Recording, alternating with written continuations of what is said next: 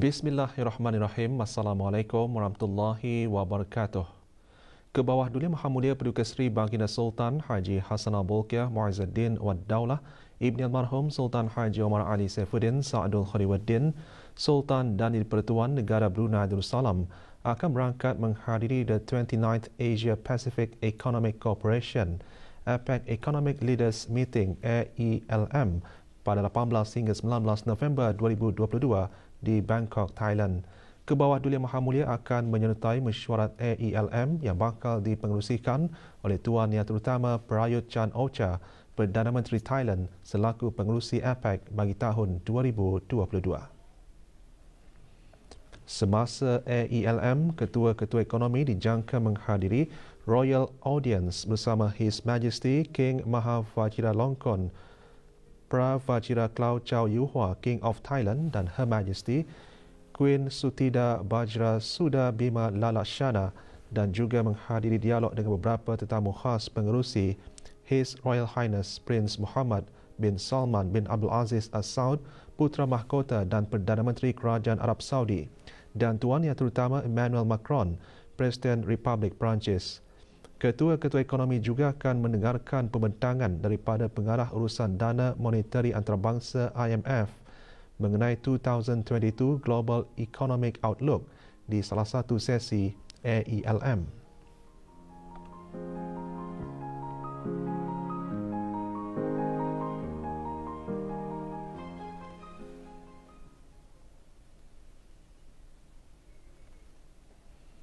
Negara Brunei Darussalam merupakan salah satu daripada 12 ekonomi pengasas founding member economies yang menubuhkan APEC pada tahun 1989.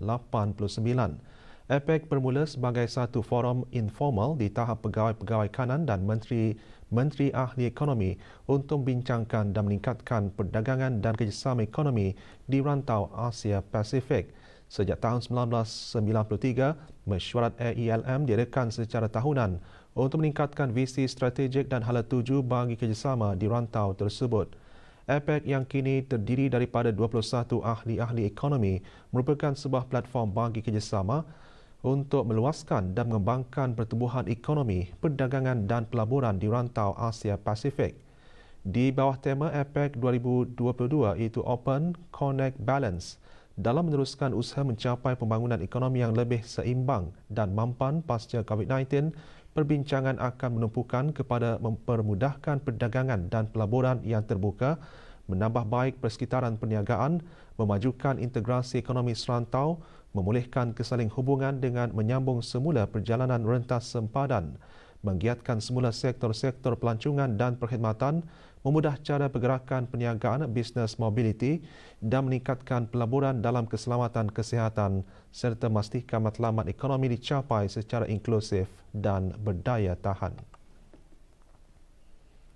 Keberangkatan negara ke bawah Dulia Mahamulia Paduka Seri Baginda Sultan dan Di-Pertuan Negara Brunei Darussalam ke Kemboja menggariskan keperluan untuk terus menjalin dan meluaskan kerjasama bagi manfaat yang lebih besar kepada rakyat kedua-dua buah negara.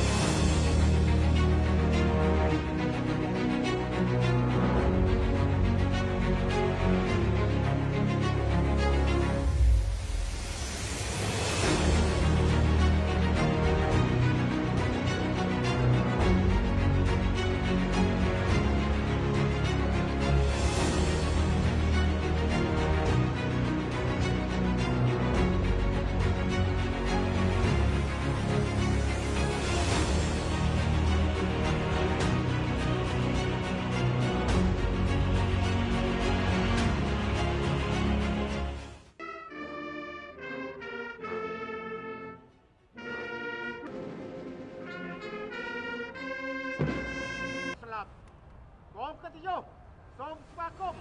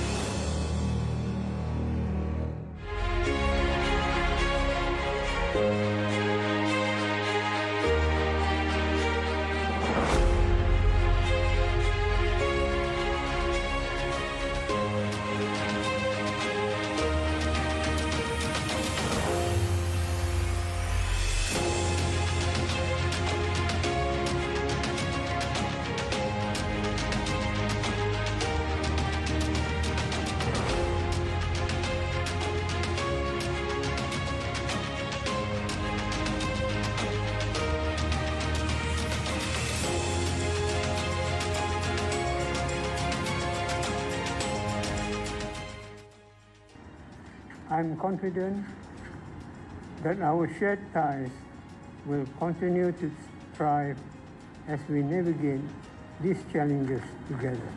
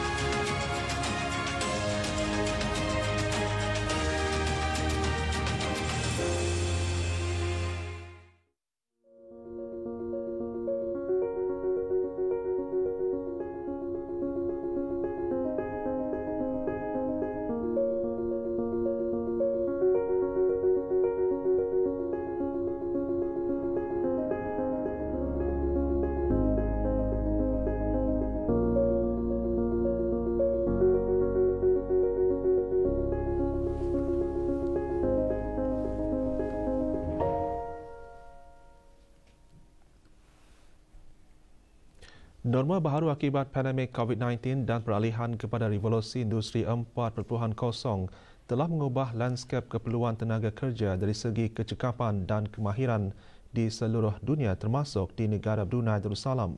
Menteri Kesihatan berucap demikian pada Majlis Convocation Institut Pendidikan Teknikal Brunei IBTE ke-30 kemarin. Menurut Yang Berhormat Datuk Seri Setia Dr. Awang Haji Muhammad Isham bin Haji Jaafar lagi, pemerkasaan sistem pendidikan teknikal dan latihan vokasional TVET adalah wajar kerana bidang tersebut dijangka dapat membantu negara dalam bentuk modal insan ke arah pembentukan teknologi baharu agar para graduan mampu menengani cabaran revolusi industri 4.0. Majlis berlangsung di Pusat Persidangan Antarabangsa Berakas. Memastikan program-program yang dijalankan adalah sejajar dengan keperluan industri dan permintaan tenaga kerja, IBT adalah diseru untuk terus bekerjasama dengan pihak berkepentingan seperti Manpower dan Employment Council (MPEC), Manpower Industry Steering Committee (MISC) dan pihak industri dalam mengorak langkah bagi sama-sama mengambil peluang untuk menambah baik serta memberi nilai tambah di dalam setiap program pengajian yang ditawarkan kepada pelajar-pelajar. Pada sesi pagi, 1,981 graduan dalam pelbagai program latihan iaitu 55 graduan dari TVET Academy, 2 graduan diploma, 1,032 graduan HNTech, 695 graduan NTech dan 197 graduan sijil kelayakan kemahiran perindustrian ISQ diraikan. Juga hadir Datuk Seri Paduka Awang Haji Mat Satejo bin Sokiau, Timbalan Menteri Tenaga Jabatan Perdana Menteri selaku pengerusi lembaga pengelola IBTE. Pada sebelah petang, 692 graduan sijil NTech diraikan pada Majlis Convocation Institut Pendidikan Teknikal Brunei IBTE ke-30. Penyampaian sijil kepada para graduan disempurnakan oleh Datuk Seri Paduka Awang Haji Mat Satejo bin Sokiau, Timbalan Menteri Tenaga Jabatan Perdana Menteri selaku pengerusi lembaga pengelola IBTE. Selain penganugerahan sijil-sijil, beberapa anugerah bagi anugerah pelajar cemerlang dan anugerah khas pelajar juga disampaikan kepada para graduan yang mencapai prestasi yang cemerlang melalui akademik dan penglibatan melalui aktiviti-aktiviti bukan akademik. Nur Syifa Aribah binti Haji Arsad. 8 peserta bertanding dalam peringkat akhir pertandingan Mari Bercerita 2022 anjuran bahagian perpustakaan Dewan Bahasa dan Pustaka. Pertandingan berlangsung di Dewan di Gadong Kementerian Kebudayaan, Belia dan Sukan. Hadirin berhormat Datuk Seri Setia Awang Haji Nazmi bin Haji Muhammad, Menteri Kebudayaan, Belia dan Sukan. 2 kategori dipertandingkan iaitu kategori Bahasa Melayu dan kategori Bahasa Inggeris.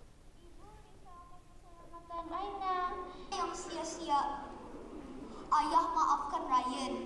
Ryan adalah anak yang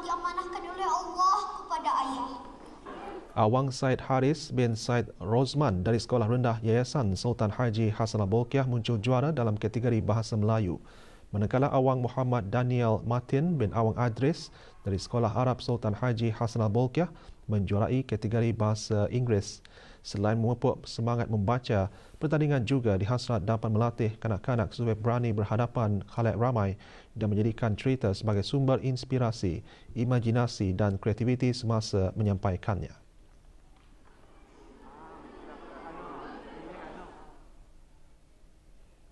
Satu daripada 10 orang dewasa di negara Brunei Darussalam diketahui menghidap diabetes.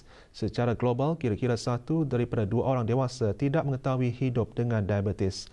Oleh itu, Kementerian Kesihatan menekankan bahawa saringan diabetes fokus terhadap langkah-langkah pencegahan dan meningkatkan pengetahuan tentang diabetes serta komplikasinya adalah penting. Bersempena Hari Diabetes Sedunia 2022, kita ikuti laporan mengenai usaha-usaha menangani diabetes bersama Nadira Haji Umar.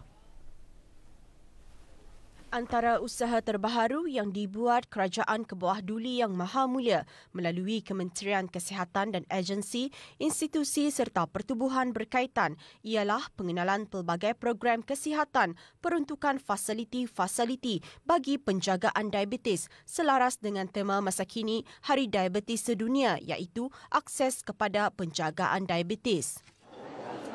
We have actually achieved quite a number of milestones in our initiative to tackle this NCD, and this included implementation of various programs. The MOH Health Promotion Centre conducts a variety of activities on educating the public, and they regularly updates on their social media platform.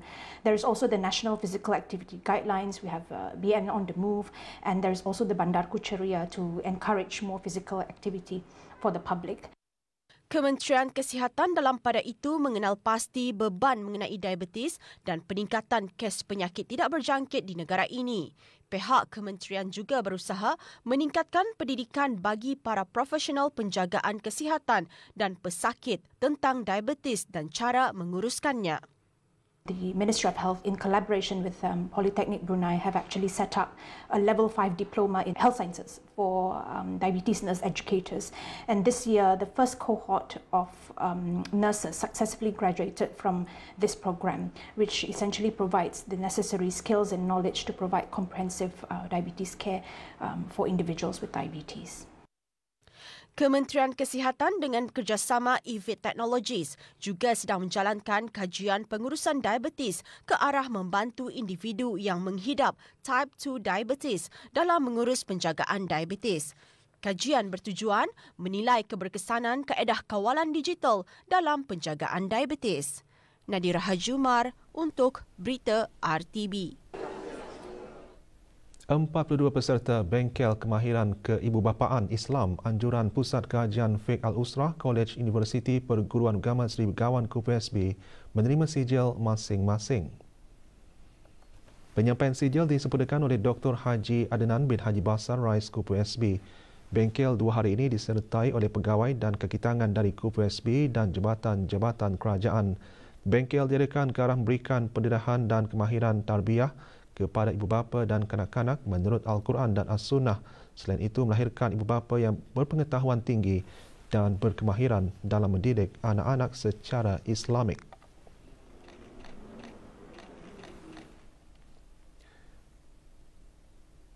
Status harian normal baharu COVID-19, 2 kes berada dalam kategori 4 iaitu yang memerlukan bantuan oksigen dan di bawah pemantauan rapi. Kementerian Kesihatan maklumkan 625 kes dilaporkan sembuh. Jumlah keseluruhan pemberian 2 dos vaksin COVID-19 bagi kanak-kanak berumur 5 hingga 11 tahun 86.5%. Bagi remaja berumur 12 hingga 17 tahun yang mendapat 3 dos vaksin 61.9%. Dan liputan bagi rakyat dan penduduk negara ini yang mendapatkan 3 dos vaksin 78.8%. Negara Brunei Darussalam masih berada di fasa peralihan monsun dengan kesan angin tempatan memainkan peranan yang penting dalam mempengaruhi cuaca harian negara. Semasa tempoh tersebut, cuaca cerah pada waktu pagi manakala hujan dan ribut petir berlaku terutama di kawasan pedalaman pada sebelah petang dan bergerak ke kawasan pesisiran dan laut pada waktu malam dan kadangkala berlanjutan sehingga awal pagi keesokan hari. Bermula 15 November 2022, keadaan cuaca diramalkan aktif sehingga Isnin 21 November 2022. Ia disebabkan oleh pengaruh beberapa kawasan tekanan rendah di kawasan rantau ini yang menggalakkan pembentukan awan hujan dan seterusnya meningkatkan aktiviti turunan hujan. Kelajuan angin boleh meningkat sehingga 50 km sejam semasa atau dekat hujan lebat atau ribut petir. Di perairan Brunei pula, keadaan laut berombak sedikit antara 0.5 ke 1 meter dan dijangka meningkat bermula 19 November 2022 ke paras sederhana sehingga 1.7 meter. Sehubungan itu, orang ramai dinasihatkan untuk mengambil langkah-langkah awal terhadap kejadian cuaca aktif yang diramalkan berlaku. Maklumat, nasihat dan amaran cuaca terkini boleh diperolehi melalui sumber yang tertera.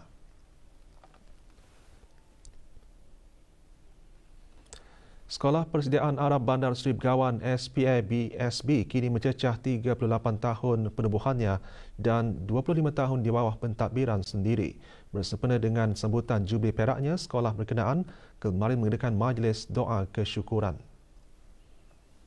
Hadir Awang Haji Muhammad Rosli bin Haji Ibrahim, Setiausaha Tetap Kementerian Halih Wal Gama. Pada majlis tersebut, buku Surah Yasin Sekolah Persediaan Arab Bandar Seri Begawan untuk dijadikan wakaf amal jariah dirasmikan. Acara diselajurkan dengan bacaan Surah Yasin dan tahlil, diikuti tayangan video kenangan dan penyampaian wakaf buku Surah Yasin. Turut diadakan mini pameran pendidikan merentas zaman SPA-BSB.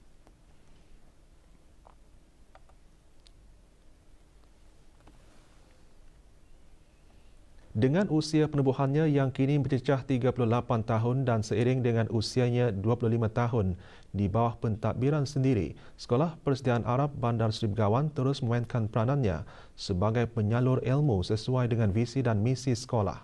Hubungan yang berteraskan kekeluargaan antara guru-guru dan kaki tangan sejak dahulu lagi menjadi asas kerjasama dan bentuk jalinan hubungan yang kukuh dan saling hormat menghormati.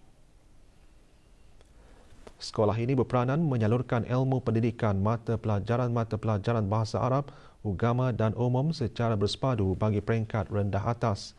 Pada peringkat tersebut, murid-murid dipersiapkan dengan asas-asas pendidikan sebelum menyambung pembelajaran di peringkat menengah.